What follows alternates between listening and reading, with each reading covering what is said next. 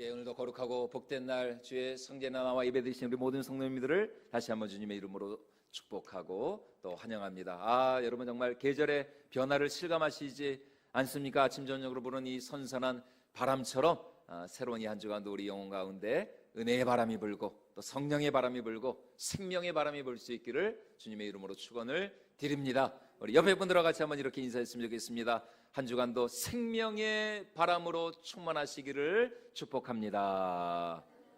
예, 은혜의 바람으로 충만하시기를 축원합니다. 예, 은혜의 바람, 예, 성령의 바람이 부시기를 축복을 드리겠습니다. 자, 우리가 계속해서 살펴보고 있는 것처럼 이 선지자 요나는 하나님으로부터 저 아수르 제국의 수도 어디입니까? 니느웨로 가서 하나님의 은혜와 회개의 메시지를 전파하라, 이런 명령을 받았습니다. 하지만 이 명령은 요나에게 있어서는, 이 요나 선지자에게 있어서는 굉장히 순종하기가 아주 힘들고 부담스러운 명령이었습니다. 그가 이 말씀에 순종하기 어려웠던 이유는 무엇보다도 이 선지자 안에 있었던 이 편협한 이 민족주의와 선민 사상, 선민의식 때문이었습니다. 다시 말해 하나님의 은혜와 구원과 하나님의 축복과 생명은 누구만 받아야 돼요? 우리 이스라엘 백성들만, 우리 유대인들만 받아야 된다는 것입니다. 그런데 왜 하나님은 저 이방인들에게, 아니 그것도 저 모압도 아니고 암몬도 아니고 저 애굽 나라도 아니고 말이죠, 저 원수의 나라, 장차 몇십 년 후에 우리 이스라엘 나라를 쳐들어와 가지고 우리 이스라엘 나라를 멸망시킬 저 아수르인들에게 어떻게 복음을 전하라 하시는가? 이거는 도저히 순종할 수 없다. 아무리 내가 선지자지만 이거는 도저히 받아들이기 어려운 명령이다. 하늘이 두 쪽이 나도 니느웨만큼은 절대로 갈 수가 없다라고 이 선지자 요나는 생각을 하였습니다. 그래서 그가 어떻게 합니까? 하나님으로부터 도망을 칩니다. 도망을 쳐. 세상에 선지자가 돼가지고 말이죠, 하나님을 더 가까이 할 생각은 하지 않고 하나님으로부터 더 멀어지고 도망을 치고 있습니다. 그래서 이때부터 요나는 계속해서 욥바로 내려가더니 배 밑으로 내려가더니 이제는 아예 나중에는 어디까지 내려가요? 어디 끝까지 내려가요? 물고기 뱃속까지, 물고기 뱃속까지. 저 아마 뭐 태평양일 리는 없겠죠, 그죠? 요나는 이제 이스라엘 거기 욥바에서 이제 조난을 겪은 거니까 뭐 태평양까지 갔을 일은 없고, 아마 거기 뭐 지중해 어디쯤, 지중해 저 밑바닥까지 그가 침몰하고 말았습니다. 여러분, 오늘 우리도 마찬가지입니다. 우리가 언제 영적인 침체, 영적인 나락에 빠지느냐? 하나님의 말씀에 순종하고 또 예배 잘 드리고 기도하고 성령으로 충만할 때 영적인 침체에 빠질까요? 그럴 리가 없죠. 하나님 말씀에 불순종하고 기도 안 하고 또 우리가 성령의 인도와 감동을 무시할 때 나도 모르게 서서히 이 영적인 침체에 빠져버리게 되는 것입니다. 여러분, 그렇다면 왜 우리가 하나님의 말씀에 불순종하게 되는가? 뭐 여러 가지 이유가 있을 수 있겠죠. 시간이 안 돼서, 능력이 안 돼서, 돈이 없어서, 아니면 여러 가지 가정이나 직장의 형편 때문에 우리가 참 하나님 말씀에 순종하고 싶어도 순종하기 어려운 때가 분명히 있습니다. 그러나 여러분, 그런 여러 가지 이유나 여러분 여러 가지 조건, 그런 것보다도 정말 우리가 하나님의 말씀에 우리가 고의적으로 의도적으로 불순종하는 이유가 뭐냐? 한마디로 말해서 하나님의 말씀에 순종하기가 싫기 때문입니다. 하나님의 말씀에 순종하기가 싫은 거예요. 다시 말해 그냥 그렇게 하기가 싫은 것이죠. 순종하기가 싫고 말씀에 따라가기가 싫고 기도하기가 싫고 예배드리기가 싫기 때문인 것입니다. 그러니까 지금 내가 내세우는 그런 변명이나 그런 핑계, 그런 사실들은 사실 나의 그 싫은 마음을 감추고 숨기기 위한 하나의 변명, 하나의 핑계에 불과하다라는 것입니다. 그래서 여러분, 예전에 90년대에 어떤 노래가 있었다고요? 어떤 노래가 있었어요? 너는 내게 핑계를 대지 마. 입장 바꿔 생각을 해봐. 지금 네가 나라면 넌 웃을 수인. 여러분, 웃을 수가 있겠습니까? 지금 불순종하고 있는데 얼마나 하나님이 그냥 속이 그냥 답답하고 그냥 속이 터지시겠습니까? 웃을 수가 없죠. 지금 요나도 마찬가지입니다. 니느웨까지 가는데 시간이 뭐 오래 걸려서, 아니면은 뭐 니느웨 거기 사람들하고는 뭐 말이 안 통하니까 뭐 그럴 수도 있겠고, 아니면 뭐 내가 지금 거기까지 갈 돈이 없어가지고 뭐 여러 가지 이유가 있을 수 있겠죠. 그러나 그런 거는 다 그냥 표면적으로 겉으로 드러나는 변명과 핑계에 불과할 뿐이고, 진짜 이유는 무엇이냐? 니느웨 사람들에게 복음을 전하기가 싫은 것입니다. 니느웨 사람들이 싫으니까 그곳에 가서 하나님의 말씀을 전하라는 그 명령에 순종하기는 더더욱 어려웠던 것이죠. 그런데 그렇게 한번 불순종하기로 마음먹은 순간 이 요나의 마음과 영혼은 급속도로 깔아앉고 침체되기 시작을 하였습니다. 여러분, 우리도 마찬가지입니다. 우리가 하나님의 말씀에 불순종하기로 마음먹은 그 순간부터 우리의 마음이 어두워지고 무거워지고 딱딱해지고 냉랭해지게 된다라는 것입니다. 다시 말해 우리가 흔히 쓰는 말로 그때부터 뭐에 드는 거예요? 시험에 드는 것입니다. 시험에 드는 거예요. 사실 시험에 들 이유가 하나도 없거든요. 시험에 들 이유가 없습니다. 순종하기가 어려우면 우리의 형편과 상황을 하나님 앞에 정직하고 진실하게 고백하면 되는 것입니다. 그러면 하나님께서 그런 우리를 더 불쌍히 여기시고 긍휼히 여기시고, 이 요나도 하나님으로부터 도망칠 생각을 하기 전에 먼저 그가 하나님 앞에 나와서, 하나님, 제 마음이 너무 힘듭니다. 저도 선지자니까, 정말 명색이 제가 선지자인데 제가 왜 하나님 말씀에 불순종하고 싶겠습니까? 저도 하나님의 말씀에 순종하고 싶습니다. 그런데 제 마음의 문이 열리지 않습니다. 도저히 저 니느웨 사람들을 볼 그런 마음이 생기지 않습니다. 아니, 그렇게 요나도 하나님 앞에 정직하고 솔직하게 나아갔으면 하나님께서 그를 더 위로해 주시고 설득하시고 권면하시고 또 그 마음을 만져주셔가지고 그로 하여금 니느웨로 가게 하실 수가 있었을 텐데, 이 요나는 일체 뭐 이런저런 얘기 그냥 일체하지 않고 그냥 냅다 하나님을 피해서 도망을 가기 시작을 하는 것입니다. 그러니까 참 이게 참 속 터지고 답답한 일인 것이죠. 여러분, 문제가 무엇입니까? 우리의 불순종은 불순종으로 끝나는 것이 아니라 오늘 요나와 같이 반드시 영적인 이 침체와 또 영적인 시험에 들 수밖에 없다라는 것입니다. 지금 요나도 마찬가지입니다. 하나님의 명령에 그가 불순종하기로 마음을 먹자 요나가 어떻게 합니까? 선지자가 되어가지고서는 말이죠, 완전히 시험에 들어서 하나님으로부터 도망을 치기 시작을 하는 것입니다. 이제는 아예 하나님의 낯을 보기가 싫은 거예요. 하나님의 얼굴을 뵐 면목이 당연히 없는 것이죠. 그러니까 하나님의 낯을 피해서 결국 어떻게 합니까? 하나님이 가라 명령하신 니느웨와는 정반대 지역인, 우리가 지난주에 지도를 통해서 봤잖아요. 다시스로 도망을 하려고 합니다.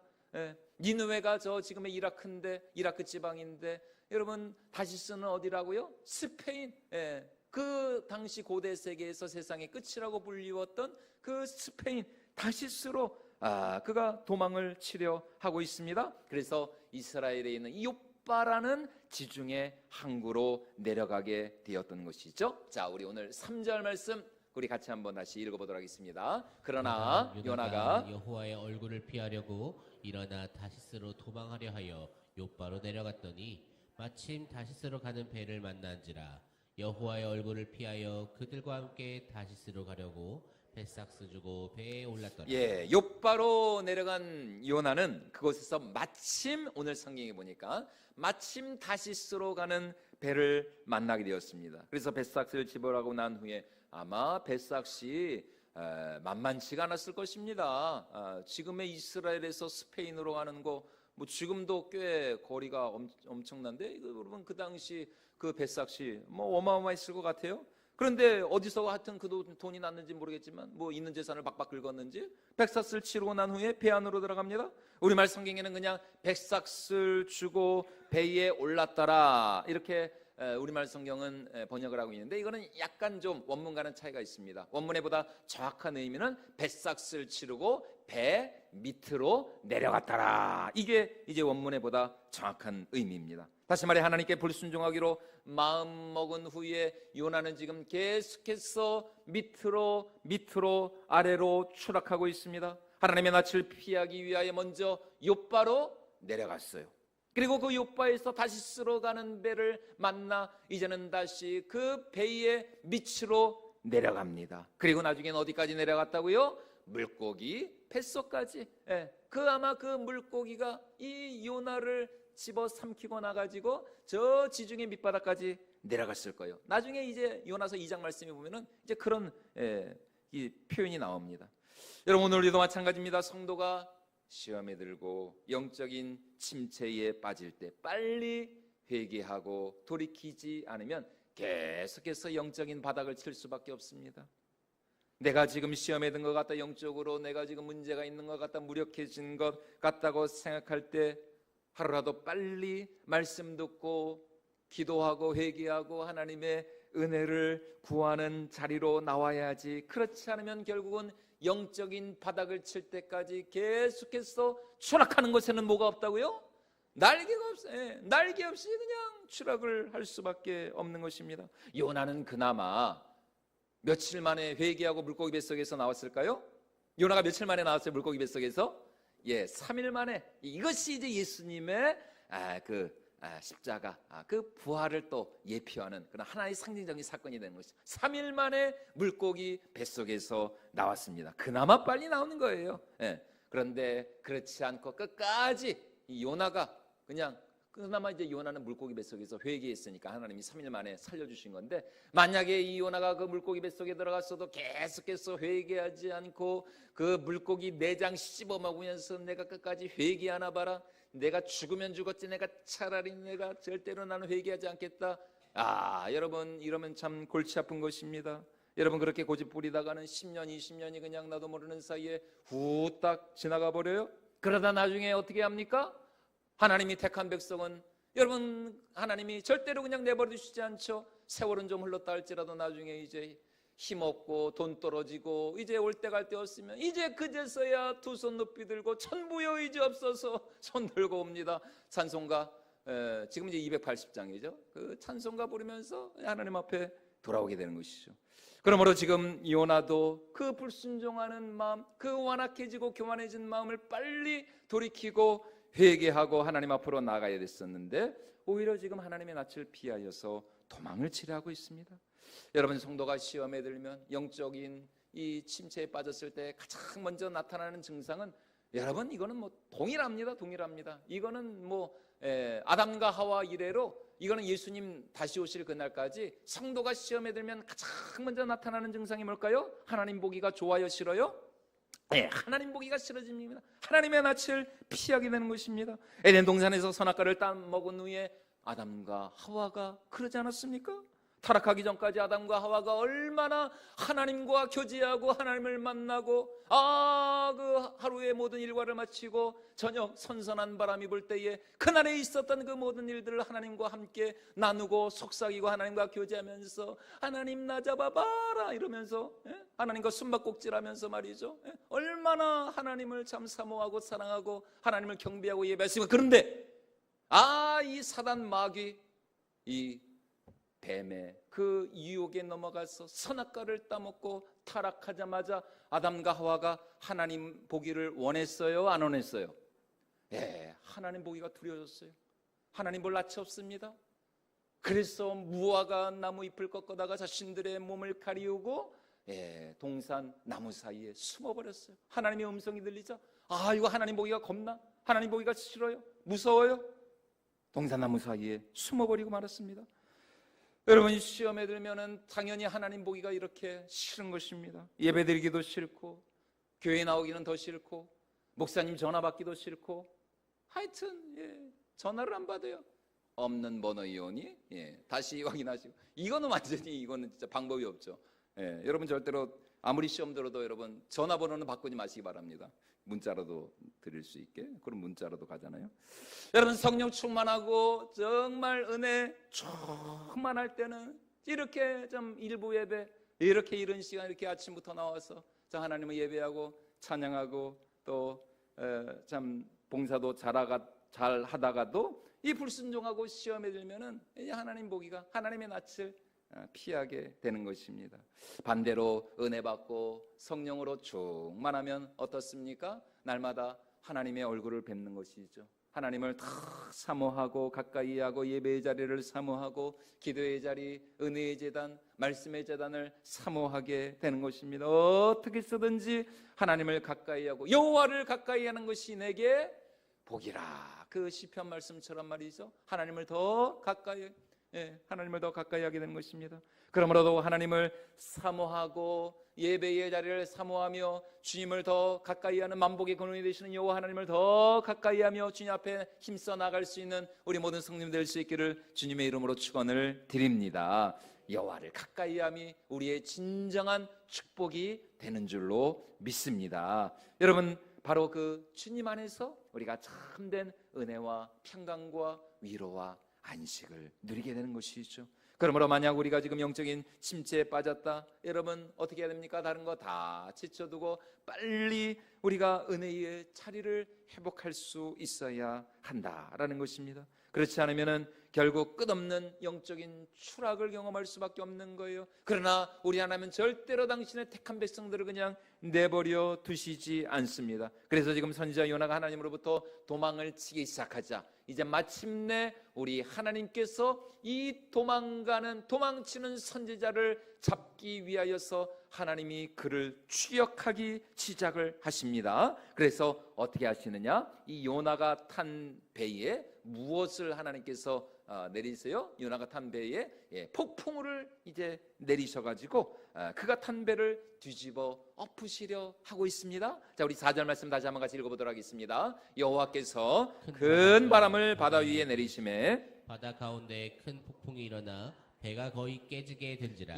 큰 바람, 그쵸? 큰 바람이 내려 큰 폭풍이 일어나게 되었다. 아마 뭐 역대급 그런 폭풍이 지금 이 지중해 바다, 이 요나가 탄 배를 이제 사로잡고 있는 것입니다. 다시스로 가는 배를 만났을 때만 해도 요나는 모든 일이 다 자기 뜻대로 순적하게 이루어지는 줄 알았어요. 아니 다시스로 도망가려고 요빠 항구에 내려갔더니 아니 세상에 또 마침 그곳에 아니 뭐 하루나 이틀이나 일주일 후에 그 다시스로 가는 배가 있을 수도 있었는데 아니 그 요빠 항구로 내려가자마자 마침 거기서 정박을 하고 있던 타시스행 배를 만나게 되었던 것입니다. 그리고 물어보니까 자리도 있대요. 뱃삭만 주면은 얼마든지 탈 수 있대요. 그래서 뱃삭을 주고 그 다시스로 가는 배에 올랐습니다. 그리고 참 이게 웬일입니까? 그 또 배가 항구에서 서서히 이게 나오는데 마침 또 순풍이 불어가지고 말이죠. 이 다시스로 가는 배가 아주 정말 순풍에 돛단 듯이 이 이스라엘 항구로부터 점점 이렇게 멀어져 가는 것입니다. 아마 이때까지만 해도 이 요나는 내가 진짜 내 계획이 성공했다. 내가 하나님을 피해서 내가 도망치려는 이 내 생각이 옳았다. 아마 그렇게 생각을 하였을 것입니다. 오늘 우리도 마찬가지입니다. 우리가 불순종하고 범죄할 때 하나님이 처음부터 우리를 막아서시는 것이 아닙니다. 내가 불순종했는데 내가 하나님 뜻대로 살지 못했는데 바로 그때마다 하나님께서 막 벼락을 치신다든가 그때마다 하나님께서 막 교통사고를 나게 하신다든가 여러분 그렇지 않거든요. 절대로 그렇지 않습니다. 처음에는 하나님께서 우리를 봐주십니다. 처음에는 하나님께서 이제 그런 우리가 빨리 그냥 좋은 말 할 때 돌아오도록 하나님께서 성령님을 통해서 우리 마음 가운데 말씀을 하시는 거예요. 성령님께서 먼저 우리의 이 양심을 깨우쳐 주시고 우리 양심이 좀 찔림이 있고 내가 불순종하면서도 내가 이러면 안 되는데 내가 이러면 안 되는데 양심이 좀 깨름직하고 불편하죠. 성령 하나님께서 당신의 말씀을 통하여서 또 우리가 기도 가운데 예배 가운데 우리 심령에 찔림을 주십니다. 영적으로 우리 마음이 좀 불편하고 좀 깨름직해요. 그런데 계속해서 그 양심의 찔림과 그 양심의 불편함을 거부하고 무시하고 계속해서 고집스러운 마음으로 끝까지 나아간다? 여러분 그러면은 하나님이 정해놓으신 그 임계점을 넘어가는 그 순간 이제 그때부터 우리 하나님의 보이지 않는 손이 우리 삶에 개입하기 시작을 하시는 것입니다. 여러분 애들도 그렇잖아요. 말 안 들을 때 여러분 우리 부모님들이 처음부터 혼을 내시는 게 아니잖아요. 처음에는 좋은 말로 다 이르고 구슬르고 설득하고 그러면 안 되지 엄마 말 들어야지 아빠 말 들어야지 여러분 처음에는 좋은 말로 그러다가 어느 순간 이게 부모님도 인간이니까 이 그 도를 너무 지나치면 이제 그때부터는 이거는 돌이킬 수 없는 이제 부모님의 회초리가 올라가게 되는 겁니다. 왜냐하면 자녀를 살려야 되니까, 자녀를 사랑하니까요. 여러분, 그 대표적인 케이스가 누굽니까? 바로 민수기서에 나오는 발람 선지자입니다. 발람 선지자. 여러분, 하나님께서 처음부터 발람 선지자를 이렇게 하신 게 아니잖아요. 처음에는 여러 번 하나님께서 꿈을 통하여서 환상과 계시를 통해서 이 발람 선지자에게 가지 마라, 가지 마라. 이스라엘 백성들은 내가 택한 백성이다. 내가 사랑하는 민족이다. 그들은 장차 저 하늘의 별과 같이 바닷가의 모래와 같이 그렇게 그들은 번성하고 창대하고 그들은 번창하게 될 것이다. 절대로 내가 택한 이스라엘 백성들 건드리지 마라. 아니, 그런데 이 세상 이 발람 선지자가 뭐의 눈이 멀어가지고요? 돈의 눈이 멀어가지고, 뇌물의 눈이 멀어가지고. 여러분, 그러니까 항상 이게 뇌물, 명품 이런 거 절대로 여러분 좋아하면 안 됩니다. 이런 거, 아이고 진짜 그게 뭐라고 세상에 그런 거, 나는 그런 게 있는지도 몰랐어요. 여튼 왜 웃으신지 모르겠네. 여러분, 이가 뇌물에 이 발람 선지자 그냥 눈이 멀어가지고 말이죠. 결국은 어떻게 합니까? 하나님께서 그가 평생을 타고 다니던 나귀의 입을 여셨어. 이야, 세상에 성경에 나귀가 말을 합니다.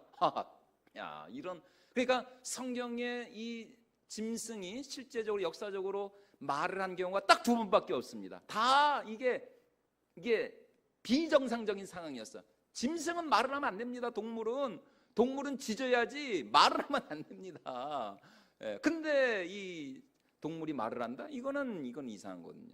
뱀이 말을 했잖아요. 이거 이상한 거거든요. 근데 또 이 발람이 타고 다니던 이 나귀가 말을 해서 이 미친 선지자의 그 죄를 책망하고 꾸짖었다는 것입니다. 여러분, 우리 하나님도 우리가 불순종할 때 하루라도 빨리 회개하고 돌이키고 깨닫고 하나님께로 나오기를 원하신다는 것입니다. 하나님은 정말 인자하시고 자비하시고 그 은혜와 긍휼이 무궁하신 하나님이시기 때문에 계속해서 참고 기다리시며 인내하신다는 거예요. 그런데 그 시간이 넘어가면 이제 그때부터, 왜냐하면은 당신의 택한 백성 어떻게 해서든지 구원하셔야 되니까 이제 그때부터 우리를 깨닫게 하시려는 하나님의 보이지 않는 손이 역사하게 된다라는 것입니다. 도망치는 선지자를 하나님은 그냥 내버려 두시지 않습니다. 아마 배에 올랐을 때까지만 해도 하나님은 그 배 위에서라도, 갑판 위에서라도 요나가 회개하고, 그제라도 이미 배는 떠났다 할지라도 그제서라도 내가 미쳤지, 내가 이러면 안 되지, 내가 순종해서 내가 이 배에서 내려서 내가 다시 니느웨로 가야지. 하나님은 이 요나가 회개하기를 원하셨을 거예요. 그런데 그가 끝까지 회개하지 않고 그가 탄 배가 항구를 떠나자 마침내 이 선지자를 잡기 위한 하나님의 추격이 시작이 되는데, 하나님께서는 큰 바람, 큰 폭풍우를 바다 위에 불게 하셔서 이 요나가 탄 배를 상하 좌우로 마구마구 흔들어대기 시작을 하십니다. 자, 우리 4절 말씀 다시 한번 같이 읽어보도록 하겠습니다. 여호와께서 큰 바람을 바다 위에 내리심에 바다 가운데 큰 폭풍이 일어나 배가 거의 깨지게 된지라. 하나님은 이 도망치는 선지자를 깨닫게 하시고 돌이키게 하시기 위하여서 바다 위에 태풍, 큰 바람이 몰아치게 하십니다. 만약 이 요나가 이 거대한 태풍, 이 거대한 이 큰 비바람을 통하여서 그에게 지금 말씀하시는 하나님의 음성을 들었다면 그는 곧바로 그 자리에서 회개하고 하나님의 은혜를 구하였을 것입니다. 그러면 하나님께서는 곧바로 그 태풍을 잠잠케 하셨을 거예요. 하지만 요나가 어떻게 해요? 배를 뒤집어 엎을 만큼 거대한 폭풍이 몰아치는데도 불구하고 요나는 그 배 밑바닥에 들어가가지고 뭐하고 있어요? 자고 있어요. 여러분, 이럴 때는 그냥 잔다는 말을 하면 안 돼요. 자빠져 자고 있습니다. 자, 우리 5절 말씀 우리 다시 한번 확인해 보도록 하겠습니다. 5절입니다. 사공들이 두려워하여 각각 자기의 신을 부르고 또 배를 가볍게 하려고 그 가운데 물건들을 바다에 던지니라. 그러나 요나는 배 밑층에 내려가서 누워 깊이 잠이 든지라. 깊은 잠에 빠졌으면, 지금 세상에 밖에서는 지금 난리가 났는데 지금 사느니 죽느니, 그런데 이 선지자 요나는 그냥 천하태평하게 배 밑바닥에 들어가지고 잠을 주무시고 계십니다. 여러분, 시험에 들고 침체된 성도들의 특징 중에 하나가 뭐냐? 유난히 졸리다는 겁니다. 유난히 그냥 졸음이 쏟아진다는 것입니다. 나도 모르게 말이죠. 왜 이렇게 잠이 오는지 모르겠어요. 특히 언제 잠이 올까요? 예배 시간에, 기도 시간에. 이거 기도하려고 하는데 나도 모르게 그냥 기도 시간에 이렇게 거의 뭐 고개가 어떨 때 보면 자꾸 저러다 저 고개가 저거 또 떨어지는 거니까 바닥에 막 어쩜 이렇게 그냥 잠을 자는지 꼬박꼬박 조는지 모릅니다. 왜 여러분 왜 그럴까요? 왜 그렇게 졸음이 쏟아지고 잠이 올까요? 한마디로 말해서 영적인 의욕이 없기 때문입니다. 하나님을 향한 기대가 없기 때문입니다. 정말 하나님께서 나를 통해서 이루시고 행하실 그 하나님의 그 기대와 비전과 꿈과 소망이 있으면 여러분 잠잘 시간이 어디 있습니까? 참 하나님 앞에 나와서 간절히 기도하고 부르짖고 하나님의 은혜와 능력과 하나님의 지혜와 하나님의 도우심을 구해야죠. 그런데 하나님을 향한 아무런 소망이 없습니다. 뭐 기대가 없어요. 꿈이 없어요. 그러니까 그냥 맨날 그냥 조는 것입니다. 너는 내게 부르짖으라. 내가 너에게 응답하였고 내가 알지 못하는 크고 놀라운 일을 내게 이루리라. 여러분 이 말씀을 우리가 진정으로 믿고 바라고 소망한다면 우리가 하나님 앞에 나와서 간절히 기도하며 부르짖어야 되지 않겠습니까? 그런데 그런 하나님을 향한 기대나 소망이 없으니까 그냥 졸고 자고 오늘 요나 선지자가 바로 그랬습니다. 지금 이 폭풍우는 하나님으로부터 도망쳐 깊은 잠에 빠져버린 이 선지자를 깨우고 일으켜 세우시기 위한 우리 하나님의 큰 외침이었습니다. 우리 하나님의 알람소리였어요. 알람소리. 여러분 아무리 깊은 잠에 빠지더라도 그 핸드폰 그 알람소리 그거 울리면은 책가다 그냥 일어나서 책가다. 예. 그 알람소리 일어나기 전에도 일어납니다. 이게 긴장을 하고 잠을 자면은 꼭 알람은 4시 반에 맞췄는데 꼭 한 4시에 막 일어나고 막 그래요. 이게 어쩔 수 없어요.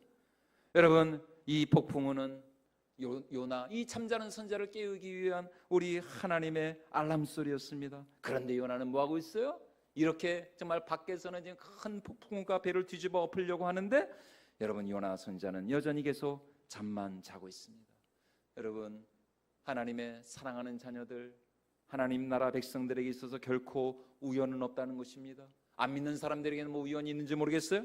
그러나 우리 믿는 자들 하나님의 뜻대로 부르심을 받은 하나님을 사랑하는 하나님의 사랑받는 자녀들에게는 결코 여러분 우연이란 있을 수가 없습니다. 사람이 마음으로 자기의 길을 계획할지라도 그 걸음을 인도하시는 분은 누구시다? 여호와 하나님이시라는 것입니다. 여호와 하나님. 하물며 하나님의 택한 자녀들의 그 모든 순간 모든 인생 그 걸음걸음을 어찌 우리 하나님께서 인도하시지 않겠습니까? 우리 잠언 16장 9절 말씀을 우리 같이 한번 읽어보도록 하겠습니다. 시작. 사람이 마음으로 자기의 길을 계획할지라도 그의 걸음을 인도하시는 이는 여호와시니라. 그러므로 우리 일상에 아무것도 아닌 것처럼 보이는 좀 대수롭지 않게 여겨지는 그런 작고 사소한 일들 속에서도 여러분 우리는 그 속에서 성령님을 통해 우리에게 말씀하시는 하나님의 세미한 음성을 들을 수 있어야 할 줄로 믿습니다. 여러분 그 순간 그 잎새에 있는 그 작은 그 바람 속에서도 우리에게 말씀하시는 하나님의 음성을 들을 수가 있어야 한다는 것입니다. 그래서 오늘 말씀의 제목이 뭐예요?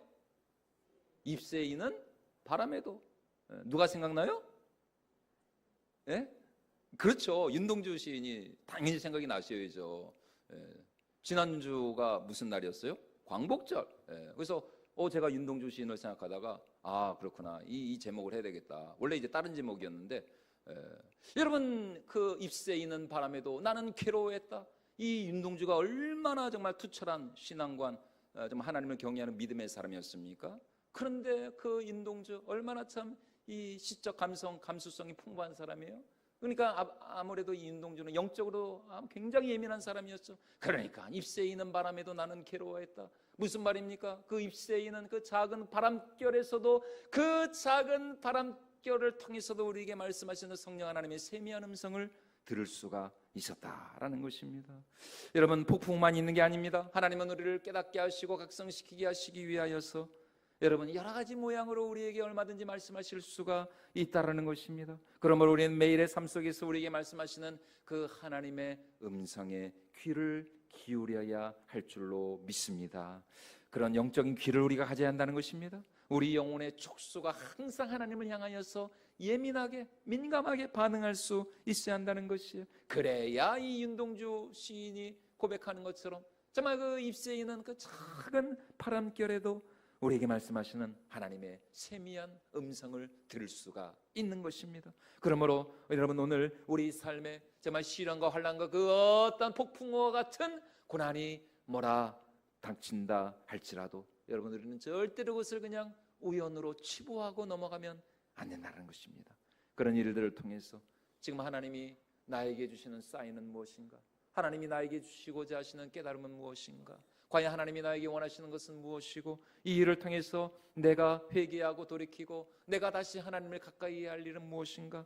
여러분, 우리 자신을 날마다 돌아보면서 그 작은 일들을 통해서도 우리는 언제나 하나님의 음성을 듣고 하나님을 만나고 하나님을 경외하는 참된 믿음의 사람이 되어야 할 줄로 믿습니다. 그런 우리 삶 가운데 하나님의 더 크신 은혜와 또 위로와 회복의 역사가 넘쳐나게 될 줄로 믿습니다. 이런 은혜와 이런 축복이 이 한 주간 우리 삶 가운데 충만하게 넘쳐날 수 있기를 주님의 이름으로 축원을 드립니다.